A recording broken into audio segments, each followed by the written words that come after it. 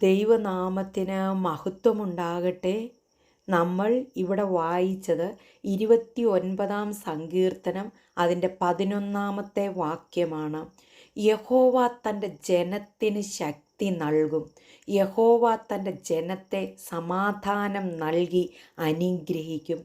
സങ്കീർത്തനക്കാരനായ ദാവീദ് പറയാണ്, യഹോവ തൻ്റെ ജനത്തിന് ശക്തി നൽകുന്ന ദൈവമാണ്. യഹോവ തൻ്റെ ജനത്തെ സമാധാനം നൽകി അനുഗ്രഹിക്കുന്ന ദൈവമാണ്. പ്രിയ ദൈവത്തിൻ്റെ ജനമേ, ദൈവമാണ് നമുക്ക് ശക്തി തരുന്നത്. ദൈവമാണ് നമുക്ക് സമാധാനം തരുന്നത്. ദൈവമാണ് നമ്മെ അനുഗ്രഹിക്കുന്നത്. ആ ദൈവത്തിന് നാം കൊടുക്കേണ്ട മഹത്വം കൊടുക്കണം. ദൈവം ആരാധനയ്ക്ക് യോഗ്യനാണ്. ദൈവം സ്തുതികൾക്ക് യോഗ്യനാണ്. അവൻ പുകഴ്ചയ്ക്ക് യോഗ്യനാണ്. മഹത്വത്തിന് യോഗ്യനാണ്. ആ ദൈവത്തെ നാം ആരാധിക്കേണ്ടതുപോലെ നാം ആരാധിക്കുന്നവരായി തീരണം. ദൈവം തന്നിരിക്കുന്ന നന്മകൾ ആ ദൈവത്തിൻ്റെ നാമത്തിൻ്റെ മഹത്വത്തിന് വേണ്ടി നാം ഉപയോഗിക്കുന്നവരായി തീരണം. ഇവിടെ സങ്കീർത്തനക്കാരനായ ദാവീദ് 1 വാക്യത്തിൽ തന്നെ ഒരു ആരാധനയ്ക്ക് വേണ്ടിയുള്ള ആഹ്വാനം നൽകുകയാണ്. ദൈവപുത്രന്മാരെ യഹോവയ്ക്ക് കൊടുപ്പീൻ, യഹോവയ്ക്ക് മഹത്വവും ശക്തിയും കൊടുപ്പീൻ, യഹോവയ്ക്ക് അവൻ്റെ നാമത്തിൻ്റെ മഹത്വം കൊടുപ്പീൻ, വിശുദ്ധാലങ്കാരം ധരിച്ച് യഹോവയെ നമസ്കരിപ്പീൻ. പ്രിയ ദൈവത്തിൻ്റെ ജനമേ, സങ്കീർത്തനക്കാരനായ ദാവീദ് പറയാണ്, യഹോവയെ നാം എങ്ങനെ ആരാധിക്കണം, യഹോവയ്ക്ക് നാം മഹത്വം കൊടുക്കണം, യഹോവയെ നാം സ്തുതിക്കണം. അവൻ ആരാധനയ്ക്ക് യോഗ്യനായതുകൊണ്ട്, അവൻ സ്തുതികൾക്ക് യോഗ്യനായതുകൊണ്ട് നാം ആ ദൈവത്തെ സ്തുതിക്കുന്നവരായി തീരണം.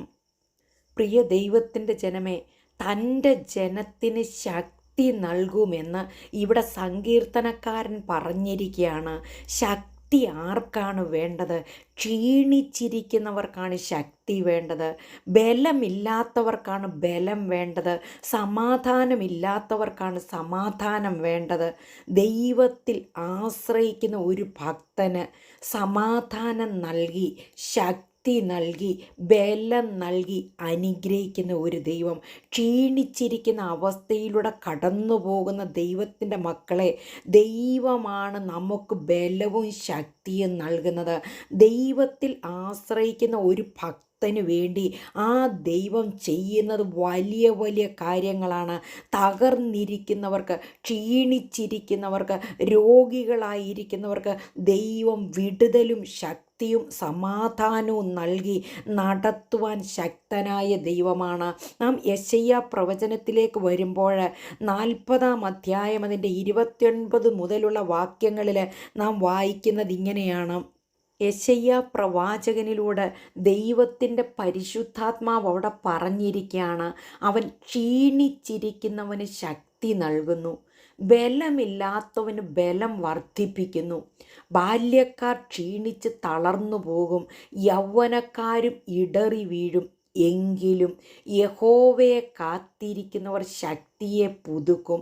അവർ കഴുകന്മാരെ പോലെ ചിറകടിച്ച് കയറും. അവർ തളർന്നു പോകാതെ ഓടുകയും ക്ഷീണിച്ചു പോകാതെ നടക്കുകയും ചെയ്യും.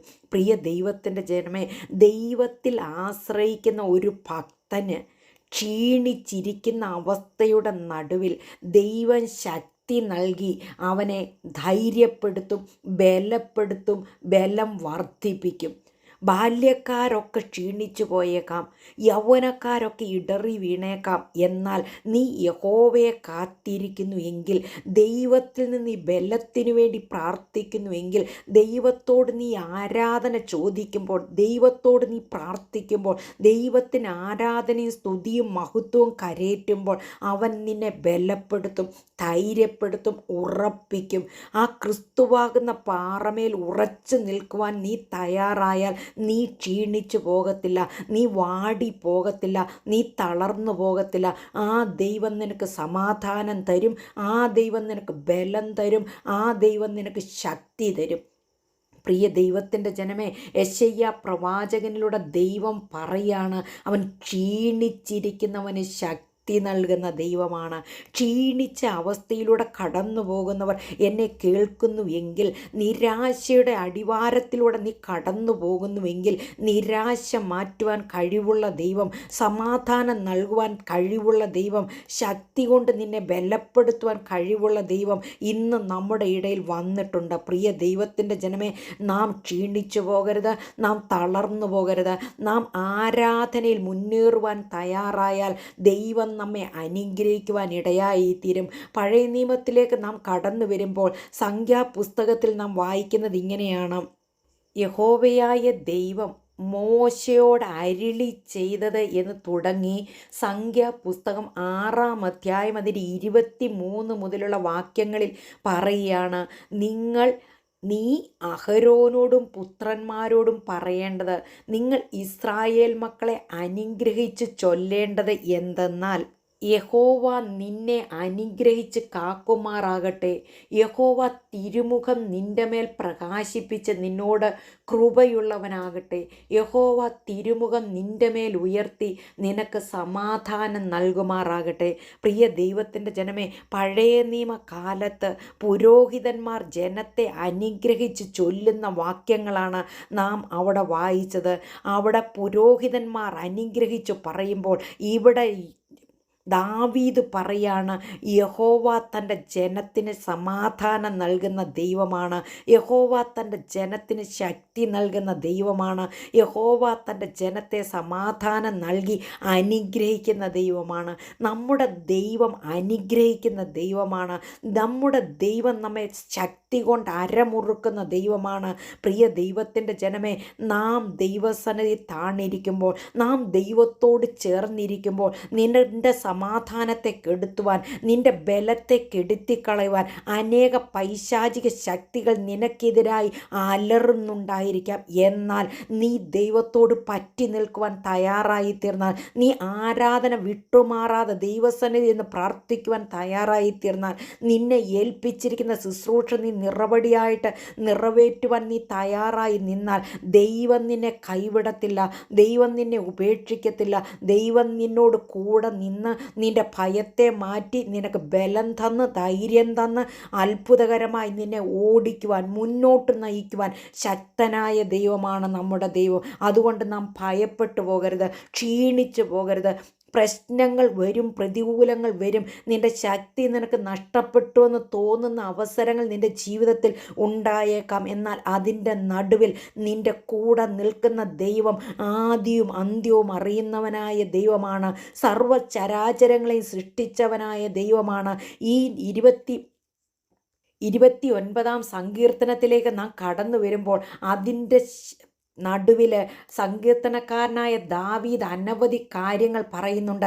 യഹോവയുടെ ശബ്ദത്തെക്കുറിച്ച് അവിടെ പറയുന്നുണ്ട്. യഹോവയുടെ ശബ്ദം മാൻപേടകളെ പ്രസവിക്കുമാറാക്കുന്ന ആ കർത്താവിൻ്റെ ശബ്ദമാണ്. പ്രിയ ദൈവത്തിൻ്റെ ജനമേ, നിനക്ക് വേണ്ടി അവനൊരു വാക്ക് കൽപ്പിച്ചാൽ സകല ശത്രുവിൻ്റെ തന്ത്രങ്ങളും അവിടെ പൊളിയുവാൻ ഇടയായിത്തീരും. സകല ശക്തികളും പിന്മാറിപ്പോവാൻ ഇടയായിത്തീരും. നീ ഇന്ന് തിരിഞ്ഞു നോക്കിയാൽ എത്രമാത്രം അത്ഭുതകരമായി നമ്മെ നടത്തിയ വഴികളില്ലേ, എത്രമാത്രം അതിശയകരമായി പ്രശ്നത്തിൻ്റെ നടുവിൽ നിന്ന് നമ്മെ വിടുവിച്ച വിധങ്ങളില്ലേ. ഇവിടെ യഹോവയായ ദൈവത്തിൻ്റെ ശക്തിയെക്കുറിച്ചാണ് പറഞ്ഞിരിക്കുന്നത്. യഹോവ തൻ്റെ ജനത്തിന് ശക്തി നൽകുന്ന ദൈവമാണ്. ശക്തിയില്ലാത്തതിന് ശക്തി വർദ്ധിപ്പിക്കുന്ന ദൈവമാണ്. നമുക്ക് പ്രതികൂലങ്ങളുണ്ട്, പ്രതിസന്ധികളുണ്ട്. ഈ ലോകത്തിൽ കഷ്ടതയില്ലാത്തത് ആരുമില്ല. എന്നാൽ തളർന്നിരിക്കുന്ന അവസ്ഥയുടെ മധ്യത്തിൽ ശക്തി നൽകി നമ്മെ വിടുവിക്കുന്ന ദൈവമാണ് നമ്മുടെ ദൈവം. നമ്മുടെ കർത്താവ് നമ്മോട് പറഞ്ഞിരിക്കുന്നത് ഇങ്ങനെയാണ്. യോഹന്നാൻ്റെ സുവിശേഷം 16-ാം അധ്യായം അതിൻ്റെ 33 നാം വായിക്കുന്നത് ഇങ്ങനെയാണ്: നിങ്ങൾക്ക് എന്നിൽ സമാധാനമുണ്ടാകേണ്ടതിന് ഇത് നിങ്ങളോട് സംസാരിച്ചിരിക്കുന്നു. ലോകത്തിൽ നിങ്ങൾക്ക് കഷ്ടമുണ്ട്, എങ്കിലും ധൈര്യപ്പെടുവീൻ, ഞാൻ ലോകത്തെ ജയിച്ചിരിക്കുന്നു എന്ന് പറഞ്ഞു. ലോകത്തെ ജയിച്ചവനായ കർത്താവ് നമ്മുടെ കൂടെയുണ്ട്. നാം തളർന്നു പോകുവാൻ അവൻ സമ്മതിക്കത്തില്ല. നാം ക്ഷീണിച്ചു പോകാൻ സമ്മതിക്കത്തില്ല. നാം രോഗിയായി കിടക്കുവാൻ അവൻ സമ്മതിക്കത്തില്ല. അവൻ നമ്മെ എഴുന്നേൽപ്പിക്കും, നമുക്ക് ബലം തരും, നമുക്ക് ശക്തി തരും. നമുക്ക് സമാധാനം നൽകി നമ്മെ നടത്തുവാനിടയായിത്തീരും, നമ്മെ അനുഗ്രഹിക്കുവാനിടയായിത്തീരും. യെശയ്യാ പ്രവചനം 41:10 നാം വായിക്കുന്നത് ഇങ്ങനെയാണ്: ഭയപ്പെടേണ്ട, ഞാൻ നിൻ്റെ കൂടെയുണ്ട്. ഭ്രമിച്ചു നോക്കേണ്ട, ഞാൻ നിൻ്റെ ദൈവമാണ്. ഞാൻ നിന്നെ സഹായിക്കും, ഞാൻ നിന്നെ ശക്തീകരിക്കും. എൻ്റെ നീതിയുള്ള വലങ്കരം കൊണ്ട് ഞാൻ നിന്നെ താങ്ങും. പ്രിയ ദൈവത്തിൻ്റെ ജനമേ, നീതിയുള്ള വലങ്കരം നിനക്ക് വേണ്ടി ഉയർത്തുന്ന ദൈവം ഇന്നും ജീവിക്കുന്നു. ആ കർത്താവിൻ്റെ കരത്തിൻ്റെ ശക്തി നമുക്ക് അനുഭവിച്ചറിയുവാൻ ഇടയായിത്തീരണം. ആ കർത്താവിൻ്റെ വചനത്തിൻ്റെ ശക്തി നമുക്ക് അനുഭവിച്ചറിയുവാൻ ഇടയായിത്തീരണം. വചനത്തിന് ശക്തിയുണ്ട്. വചനം നീ പറയുവാൻ തയ്യാറായി തീർന്നാൽ ശത്രുവിൻ്റെ തന്ത്രങ്ങൾ അവിടെ പൊളിയുവാൻ ഇടയായിത്തീരും. പ്രിയ ദൈവത്തിൻ്റെ ജനമേ, ദൈവം നമ്മുടെ കൂടെയുണ്ടെങ്കിൽ യഹോവ നമുക്ക് ശക്തി നൽകി നമ്മെ നടത്തുന്ന ദൈവമാണ്. സങ്കീർത്തനക്കാരനായ ദാവീദ് 28-ാം സങ്കീർത്തനം അതിൻ്റെ 8-ാം വാക്യത്തിൽ പറയാണ്: യഹോവ തൻ്റെ ജനത്തിൻ്റെ ബലമാകുന്നു, തൻ്റെ അഭിഷേക്തൻ അവൻ രക്ഷാദുർഗം തന്നെ. നാം കടന്നു പോകുന്ന പ്രതിസന്ധി നമ്മുടെ ദൈവം അറിയുന്നുണ്ട്. നാം കടന്നു പോകുന്ന പ്രതികൂലം നമ്മുടെ ദൈവം കാണുന്നുണ്ട്.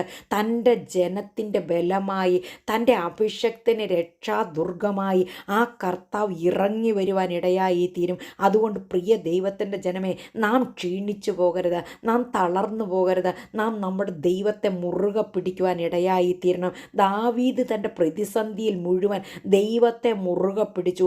അതുകൊണ്ട് ദാവീദിന് ഭയമില്ലായിരുന്നു. ദാവീദ് സകലത്തിലും ജയം നേടുവാൻ ഇടയായിത്തീർന്നു. പ്രിയ ദൈവത്തിൻ്റെ ജനമേ, ശത്രു അവിടെ ആർത്തു വിളിക്കുമ്പോഴും നാം നമ്മുടെ കർത്താവിൻ്റെ കൂടെയാണ് നിൽക്കുന്നെന്നുള്ള ബോധ്യത്തോടുകൂടെ കർത്താവ് നിൻ്റെ കയ്യിൽ തന്നിരിക്കുന്നത് നീ പറയുവാൻ, നീ ഉപയോഗിക്കുവാൻ ഇടയായിത്തീരണം. വചനത്തിന് ശക്തിയുണ്ട്, വചനത്തിന് ബന്ധനമില്ല. ആ വചനം കടന്നു ചെന്ന് ക്രിയ ചെയ്യുവാൻ ഇടയായിത്തീരും. അത് അനുഭവിച്ചറിഞ്ഞ ദാവീദാണ് ഇവിടെ പറഞ്ഞിരിക്കുന്നത്: യഹോവ തൻ്റെ ജനത്തിന് ശക്തി നൽകും, യഹോവ തൻ്റെ ജനത്തെ സമാധാനം നൽകി അനുഗ്രഹിക്കും. നമുക്ക് സമാധാനം നൽകി, നമുക്ക് ശക്തി നൽകി, ഈ മരുഭൂമി യാത്രയിൽ നമ്മെ നടത്തി, നമ്മുടെ കൂടെ ഇരുന്ന് ആ നിത്യതയോളം നമ്മെ നടത്തുവാൻ ശക്തനായ ദൈവം നമ്മുടെ കൂടെയുണ്ട്. അതുകൊണ്ട് പ്രിയ ദൈവത്തിൻ്റെ ജനമേ, എന്നെ കേൾക്കുന്ന ദൈവത്തിൻ്റെ മക്കളെ, ഭയപ്പെടരുത്, ക്ഷീണിച്ചു പോകരുത്, തളർന്നു പോകരുത്, നിരാശപ്പെട്ടു പോകരുത്. കർത്താവിനെ മുറുകെ പിടിക്കുന്നവരായിത്തീരണം. ആ കർത്താവിൽ നമുക്ക് ആശ്രയിക്കാം, ആ കർത്താവിന് വേണ്ടി നമുക്ക് ജീവിക്കാം. അതിനായിട്ട് ദൈവം നമ്മെ എല്ലാവരെയും സഹായിക്കട്ടെ. ഈ വചനങ്ങളാൽ ദൈവം നമ്മെ അനുഗ്രഹിക്കട്ടെ. നമുക്കൊരു വാക്ക് പ്രാർത്ഥിക്കാം. പരിശുദ്ധ ദൈവമേ, സ്വർഗീയനായ നല്ല പിതാവേ, കേൾപ്പിച്ച അനുഗ്രഹിക്കപ്പെട്ട വചനത്തിനായി സ്തോത്രം. ഞങ്ങൾക്ക് ശക്തി നൽകുന്ന ദൈവം, ഞങ്ങൾക്ക് സമാധാനം നൽകി ഞങ്ങളെ അനുഗ്രഹിക്കുന്ന ദൈവത്തിൻ്റെ കൈകളിലേക്ക് ഞങ്ങളെ മുറ്റുമായി സമർപ്പിക്കുന്നു. വചനം കേൾക്കുന്ന മക്കളെ അനുഗ്രഹിക്കണം. പ്രാർത്ഥനയും യാചനയും കേട്ടതിനാൽ സ്തോത്രം. സകലു യേശുപ്പച്ചൻ്റെ ധന്യമുള്ള നാമത്തിൽ തന്നെ. ആമേൻ. God bless you all.